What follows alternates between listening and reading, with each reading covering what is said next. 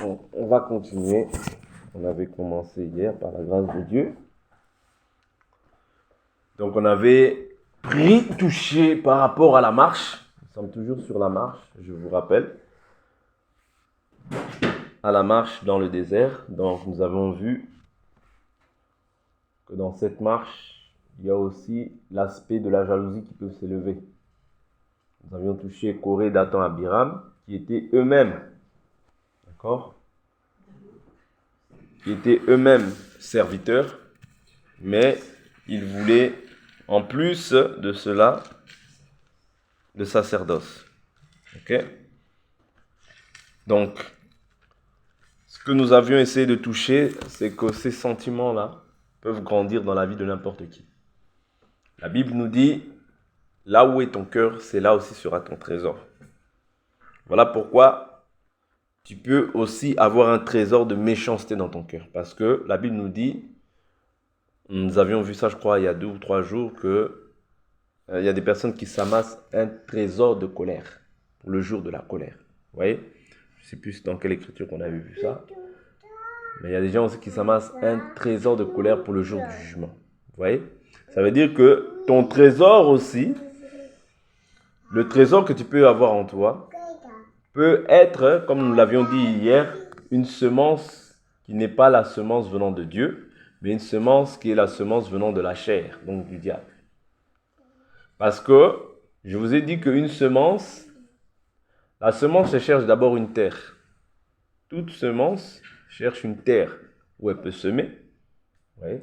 Et dès là où elle sème, par exemple, Dieu a trouvé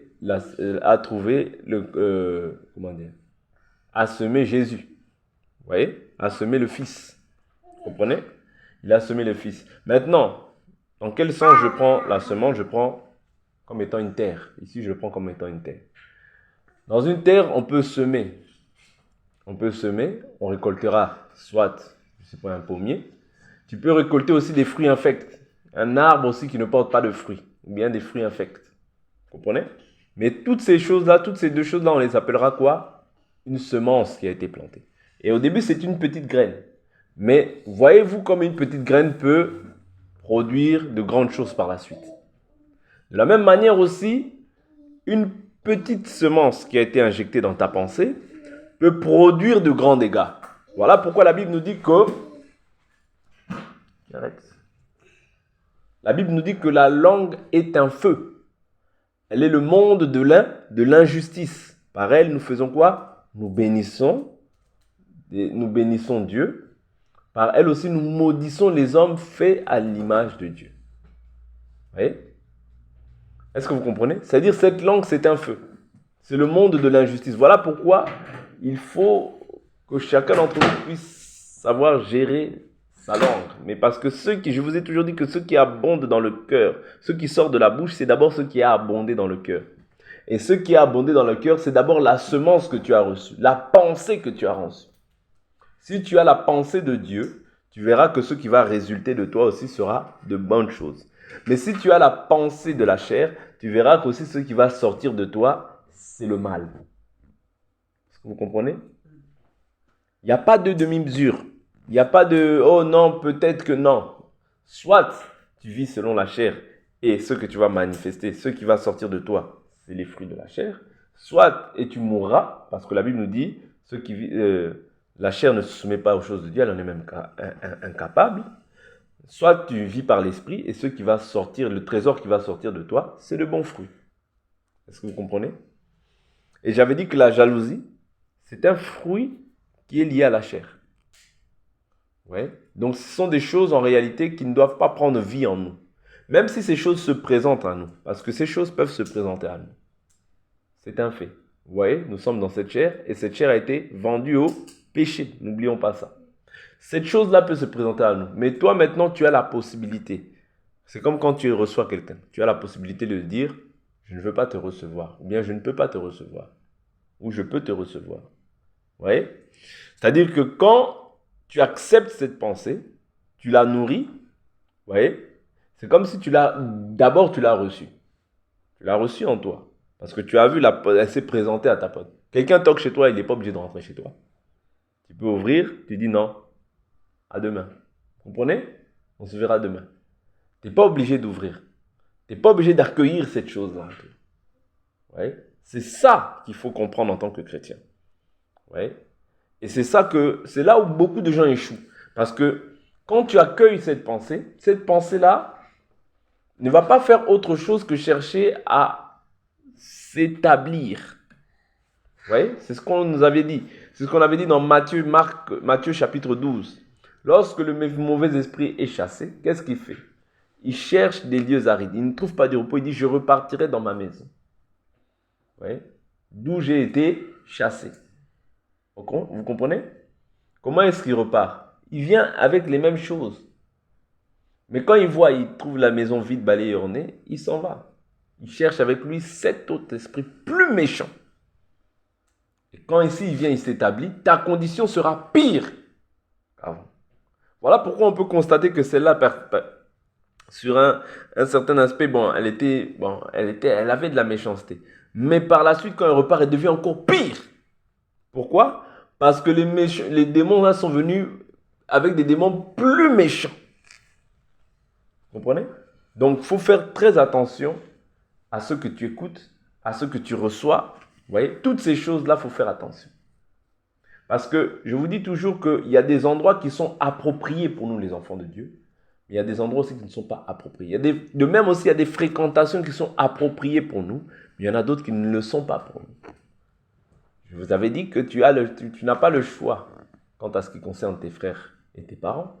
Mais tes compagnies, les compagnies, tu peux les choisir. Oui. On ne t'impose pas une compagnie. Tu n'es pas obligé de t'imposer une compagnie qui est mauvaise. Non, une mauvaise compagnie, on s'en sépare, tout simplement. Vous voyez? De peur que cette compagnie-là puisse venir t'injecter ou bien semer en toi d'une manière qui n'est pas conforme à la parole. Donc, nous avons vu Corée, Dathan et Abiram. Vous voyez ce qui s'est passé par la suite. Le péché, quand il est parvenu à son terme, a produit quoi? La mort. Vous voyez? Parce que le péché, quand il parvient à son terme, c'est la mort qui s'ensuit. Je prends encore une autre écriture.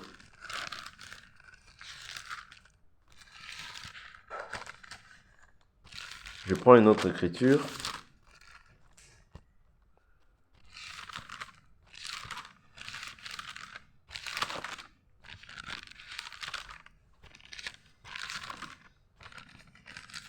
Je suis toujours dans Nombre. Nombre chapitre 11.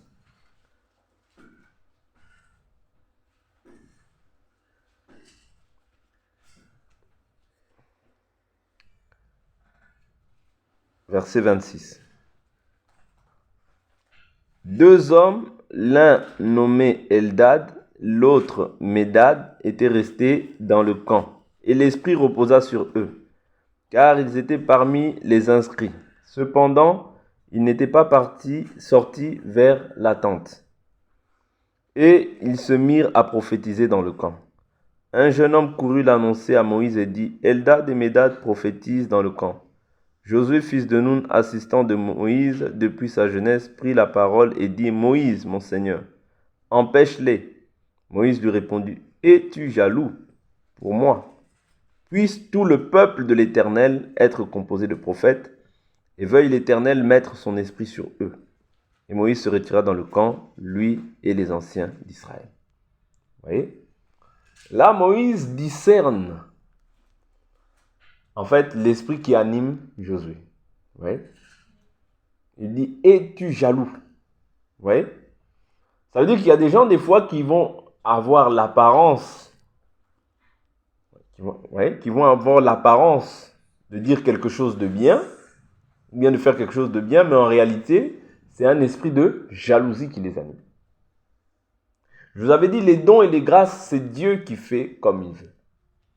Vous voyez? Ce n'est pas à un homme de dire prophétise ou de dire de ne pas prophétiser. Non. Si Dieu dit que tu prophétiseras, tu prophétiseras. Si Dieu dit que toi tu auras tel don, tu auras tel don. Même si l'un ou l'autre s'oppose, tu l'auras parce que c'est Dieu qui a dit. Et personne ne peut s'opposer à Dieu. Ce que Dieu a dit, il finira par aussi par l'accomplir. Est-ce que vous comprenez? Voilà pourquoi on ne peut pas voir même quelqu'un et dire, ah, celui-là, c'est terminé pour lui. Non. Le mot final, le dernier mot dans la vie d'une personne, c'est Dieu. Oui. Celui qui a le dernier mot dans la vie d'une personne, c'est Dieu. Dieu seul. Voilà pourquoi ne nous disons jamais que, n'ayons pas cette prétention ou cet orgueil de dire nous. Vous voyez, comme Israël. Nous. Ils se sont achoppés pour la plupart d'entre eux. Vous voyez? Donc, laissons toujours la part de Dieu. Dieu, nous ne savons pas comment il peut utiliser quelqu'un. Nous ne savons pas ce qu'il peut faire avec les gens. Vous voyez? Nous remettons soyons toujours compatissants et miséricordieux. Vous voyez? Soyons toujours compatissants et miséricordieux. Parce que ce que Dieu peut faire avec une personne, toi, tu n'en as aucune idée. Vous voyez? Dieu peut prendre quelqu'un dans le néant pour le faire manger avec les grands. Toi, tu n'en as aucune idée de ce que Dieu peut faire avec une personne. Vous voyez? Voilà pourquoi ne jugez pas avant le temps. C'est Dieu lui-même qui révélera toutes choses en son temps. Vous voyez? Et ayons toujours des sentiments, de bons sentiments les uns envers les autres. C'est très important. Et je vous avais dit hier que tu peux ressentir ces choses-là s'élever dans ton cœur. Quand ça s'élève déjà dans ton cœur, sache qu'il y a déjà un combat qui s'élève dans ton cœur. La jalousie, c'est un combat que tu peux avoir envers, c'est un sentiment que tu peux éprouver envers beaucoup de gens. Tu peux l'éprouver envers tes parents, tu peux l'éprouver envers tes frères, tu peux l'éprouver envers ta fille. C'est-à-dire, c'est un sentiment qui n'est pas de Dieu. Vous voyez? Dieu, quand lui, il est jaloux, c'est juste. Mais toi, quand tu es jaloux, ce n'est pas juste. Vous voyez? Je peux être jaloux de ma femme, je vous avais dit, je n'ai pas péché. Je peux être jaloux de mes enfants, dans le bon sens du terme. C'est-à-dire que je jalouse mes enfants de peur qu'ils n'aillent peut-être s'éloigner ou voilà. Là, c'est pas le mal. Vous voyez? Parce que Dieu aime aussi jusqu'à la jalousie l'esprit qu'il a fait habiter en nous. Est-ce que vous comprenez? Vous voyez? Si par exemple, je vois ma femme faire des choses qui ne me plaisent pas, je suis jaloux. J'ai le droit. Vous voyez? J'ai le droit. Ça, ce n'est pas une mauvaise jalousie. Vous voyez? Mais si c'est une jalousie qui me pousse à faire en sorte qu'elle ne réussisse pas, qu'elle ne progresse, ça c'est la mauvaise jalousie. Vous voyez? Je vous avais dit qu'il y a une jalousie qui est quelque part même positive et que Dieu agrée, mais il y a une jalousie, c'est-à-dire qui n'est pas positive, que Dieu n'agrée pas. Par exemple, quand tu veux mettre des freins, bien des bâtons sur les roues d'une personne, ça, ce n'est pas de Dieu. Vous voyez? Parce que Paul dira, je suis jaloux de vous d'une jalousie de Dieu. Parce que je vous ai fiancé à un seul époux. Par exemple, si je vois mes enfants aller embrasser des autres religions, mais non, là je suis jaloux, vous ne pouvez pas. Vous comprenez? Ça c'est une jalousie qui est pure, selon Dieu, qui est bonne selon Dieu. Mais être jaloux parce que ma femme a un don, être jaloux parce que mon enfant il a un don peut-être plus excellent que le mien, là ça c'est une mauvaise jalousie. Ce n'est pas une jalousie venant de Dieu. Vous voyez? Donc il faut aussi discerner à ce niveau-là. Donc ici, par exemple, il prophétisait. Le fait qu'il prophétisait, lui, il disait, il n'était pas d'accord, mais Moïse dit, es-tu jaloux? Veuille tout le peuple de Dieu même prophétiser. Vous voyez? Parce que nous tous, nous avons reçu l'Esprit de Dieu. Vous voyez? Nous tous, nous avons reçu l'Esprit de Dieu. Bien sûr, les fonctions sont différentes. La femme, c'est vrai qu'il est vrai qu'elle ne peut pas enseigner dans l'assemblée. Mais néanmoins, elle peut prophétiser. On a vu les 4 filles de Philippe prophétiser. Vous comprenez? Donc, je ne peux pas, si ma femme a le don de prophétiser, commencer à dire non, ne prophétise pas. Non, ça devient de la jalousie. Vous comprenez? Ça devient de la jalousie qui n'est pas conforme à la parole de Dieu. Donc, faisons très attention à tous les sentiments qui peuvent déborder et abonder en nous. Vous voyez? Une mauvaise pensée, dis-toi que ça vient du diable. Une bonne pensée, dis-toi que ça vient de Dieu. Est-ce que vous comprenez? C'est simple. Les bonnes pensées viennent de Dieu. Les mauvaises viennent du diable. Mais faisons attention. Il y a des bonnes pensées qui peuvent paraître être bonnes, mais qui sont en réalité des mauvaises pensées. Je prends un exemple. Jésus veut mourir à la croix. Pierre dit, non, Seigneur, cela ne t'arrivera pas. Vous voyez, à la manière des hommes, c'est une bonne chose. Si je dis c'est un homme, il va dire, tu ne veux pas qu'il meure, mais c'est bien. Mais Jésus, dans son parcours terrestre, il est venu pour mourir. S'il ne meurt pas, nous, on n'est pas sauvés. Vous voyez? Si le grain de blé ne tombe en terre, Il reste seul. Mais s'il meurt, il porte beaucoup de fruits. Aujourd'hui, nous sommes le fruit de la mort de Jésus. Vous voyez? Nous tous que nous parlons là, nous sommes le fruit de la mort de Jésus. C'est à cause de la mort et de la résurrection de Jésus qu'aujourd'hui nous pouvons parler de lui. Sans quoi, si Jésus ne serait pas mort, en réalité, notre foi est vaine. Et nous sommes encore dans nos péchés. C'est ce que la Bible dit. Vous comprenez? Donc ici, ce n'est pas une pensée venant de Dieu. Mais ici, moi, je veux vraiment vous pousser à comprendre réellement la profondeur de ce partage. C'est qu'il faut vraiment analyser toute pensée qui vient dans notre cœur. Ce n'est pas en vain que la Bible nous dit « Examinez-vous chaque jour » pour voir si vous êtes encore, comment, Kenny? Dans la foi, très important. La foi, c'est un examen de chaque jour. Est-ce que vous comprenez? Parce qu'aujourd'hui, tu peux être dans la foi. Quand je dis dans la foi, comprenez-moi, hein, c'est-à-dire tu peux être dans la foi. Et si tu ne veilles pas, si tu ne fais pas l'examen de ta conscience, tu ne fais pas l'examen de tout ce que tu as pu nourrir en ce jour, facilement, on peut te voir dans 2-3 semaines, dans un mois, tu n'es plus dans la foi. Parce que je vous dis toujours que le diable, qu'est-ce qu'il attendait? Il attendait une occasion favorable envers Jésus. Et c'est ce que le diable fait dans la vie de tous les saints. Ici, je ne fais pas la propagande du diable. Mais je dis simplement que nous avons un adversaire tous qui est commun. Et tous les mauvais sentiments que tu vas recevoir, en réalité, viennent de l'adversaire. Qui te combat nuit et jour. Vous voyez? Toi, des fois, tu te lasses, mais lui ne se lasse pas de te combattre. Voilà pourquoi tu peux être tranquille là. Mais même à la fin du partage, tu peux recevoir une mauvaise pensée. Tu peux être bien là, on peut prier, être dans la joie, dans la présence du Seigneur, mais peut-être dès lors où tu vas commencer à dormir, des mauvaises pensées vont venir. La colère va venir t'envahir. Mais toi, tu dois toujours confesser que toute personne est esclave du péché qui a triomphé sur lui. Ne sois pas esclave d'un péché. Parce que, en fait, tu deviens maintenant esclave de ça. Tu sais, par exemple, si la colère t'a envahi, ça veut dire la colère maintenant est devenue comme un maître pour toi. Et toi maintenant, tu es esclave de cela. Ça veut dire la colère, c'est ton maître. Or, si tu as la colère pour maître, la jalousie pour maître, tu es esclave de celui à qui tu obéis. Est-ce que vous comprenez? De la même manière, tu es esclave de Dieu quand tu obéis à Dieu. Mais tu es esclave du péché lorsque tu obéis au péché. Est-ce que vous comprenez? Vous savez, que ce soit la colère, que ce soit toutes ces choses-là.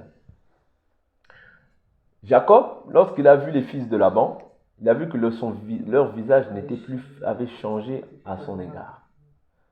Ouais? C'est-à-dire le visage même parle dans l'évangile. Le visage. Je peux voir comme ça Kenny, je dis, mon fils là, son visage, comment je l'ai vu, ça ne va pas. Je peux voir ma fille comme ça, je dis non. Là, comment je vois son visage, ça ne va pas. Pourquoi? La Bible nous a déjà dit que le visage dans l'évangile parle. Vous voyez? Donc de la même manière, je peux analyser le visage d'une personne et savoir que non, là, il n'est pas dans son état normal. Vous comprenez? Parce que tu peux être esclave de la pensée. Vous voyez, c'est une pensée. Hein? Mais cette pensée a pris tellement de place dans ton cœur. Parce que n'oubliez pas, je dis toujours, j'aime beaucoup prendre cette écriture de Matthieu chapitre 12. Quand il vient, il cherche à s'établir. C'est comme quand tu reçois quelqu'un, maintenant, il cherche à venir prendre tous ses bagages, à les mettre dans ta maison. C'est ça que le diable veut, en réalité. Te ramener la jalousie, te ramener la colère. Et puis il ramène encore quoi? Il dit, cupidité vient. Tu ramènes la cupidité. Je ne sais pas moi. Débauche vient. Il ramène encore la débauche dans ton cœur. Impolitesse vient. Il ramène l'impolitesse dans ton cœur. Ouais. Tout ça. Et toi maintenant, tu es esclave de cela. Tu subis. Parce qu'un esclave, c'est celui qui subit. C'est-à-dire que tu n'es plus dominant, mais tu es maintenant dominé. Or, nous avons, la Bible nous dit, ton Dieu ordonne que tu sois comment? Puissant à tous égards. Or, la puissance de Dieu, c'est quoi? C'est que tu puisses déjà dominer sur cette chair. Si tu domines sur cette chair, le péché est mort. Il n'a plus d'effet sur ta vie.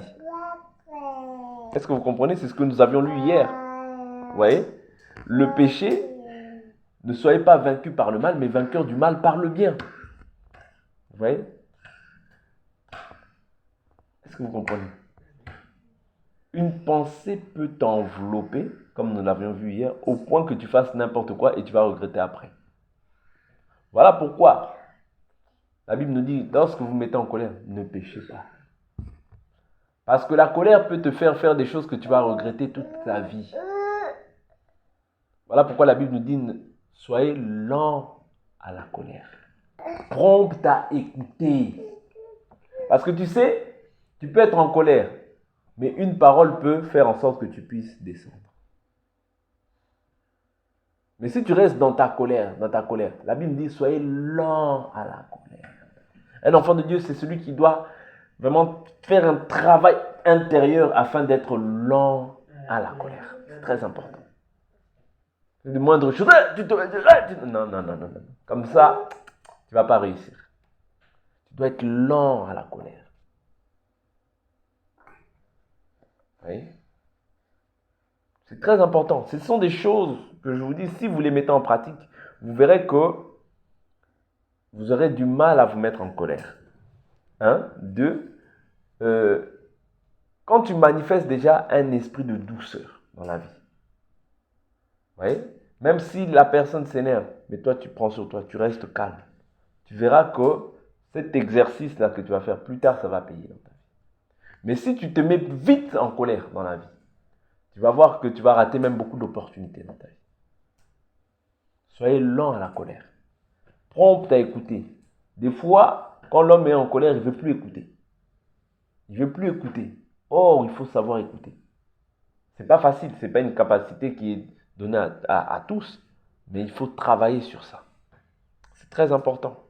Ce n'est pas pour rien si le Seigneur nous dit, soyez lent à la colère, prompt à écouter. Parce que la colère de l'homme n'accomplit pas la justice de Dieu. Est-ce que vous comprenez? Oui. Déjà, quand la colère est montée, tu vas voir, la colère ne va pas venir seule. La colère va toujours venir avec quelque chose d'autre. Peut-être même après, des violences verbales vont sortir. Des mots, la méchanceté va venir. Ça s'installer. Vous voyez, la colère vient avec la méchanceté. Tu dis quelque chose, allez, il a son truc ici qui lui plaît, allez, tu le jettes. Vous voyez, ça c'est la méchanceté. Il y a la colère, mais qui est venue s'installer avec la méchanceté pour blesser l'autre. Donc tu fais quelque chose qui va blesser son cœur. Et quand la personne va se fâcher, il va pleurer. Qu'est-ce que tu vas faire? Tu vas dire, ah ben, ouais, la méchanceté va s'accentuer. Vous voyez? C'est un processus. Faisons très attention. C'est pas pour rien que je vous dis que le diable rôde. Soyez lents à la colère. Même entre vous, quand vous vous parlez, même entre nous, quand nous nous parlons, soyons vraiment, ayons tous, moi le premier, vraiment, faisons un travail sur ça. C'est très important. Parce que si nous ne faisons pas un travail sur ça, je vous assure qu'un jour, il peut y avoir des dégâts. Or, la bonté de Dieu, c'est toujours de nous prévenir. Vous voyez? Comme ça, quand le jour où la colère montera, tu puisses te souvenir que il faut que je sois dans la colère. Vous comprenez? Il faut que je sois dans la colère. Des fois, il y a des choses qui peuvent nous arriver, même que ce soit dans la maison ou ailleurs. Il y a des choses que vous pouvez laisser passer. C'est pas grave. Pour l'amour de Dieu, je laisse passer. Vous voyez? Pour l'amour de Dieu, je laisse passer. Parce que, vous savez, des fois, trop de rigueur tue la rigueur. Parce que la rigueur à l'extrême, si on est rigoureux les uns à l'égard des autres, même Dieu nous dit, si garder les transgressions de tous les hommes, personne ne pourrait subsister. Vous voyez? Ça veut dire que, c'est pour ça que je dis toujours, ayons toujours de la miséricorde et de la compassion. Vous voyez? Parce que même si Dieu comptabilisait tes péchés en un jour, je ne crois pas que tu pourrais subsister. Et Dieu est miséricordieux, lent à la colère. Et nous, moins de trucs, paf, tu montes au quart de tour. Non, un enfant de Dieu doit apprendre aussi à tempérer. Même si tu vois le péché d'un frère, apprends à le reprendre avec un esprit de douceur. Ne te sens pas juste plus que de quelqu'un d'autre. Non, nous sommes tous dans la marche. Dieu peut te montrer tes péchés, tu vas pleurer. Ah bon? Je pêche comme ça en fait. Ah bon? Oui. Parce que Dieu te couvre. Dieu te protège. Des fois, tu fais des péchés, Dieu couvre ton péché par amour. C'est pour ça que je dis toujours que privatisons toujours l'amour, la miséricorde. Même on en a parlé du jugement, c'est vrai. Mais le jugement met toujours la miséricorde. Ouais. Parce que l'accusateur de nos frères, c'est qui?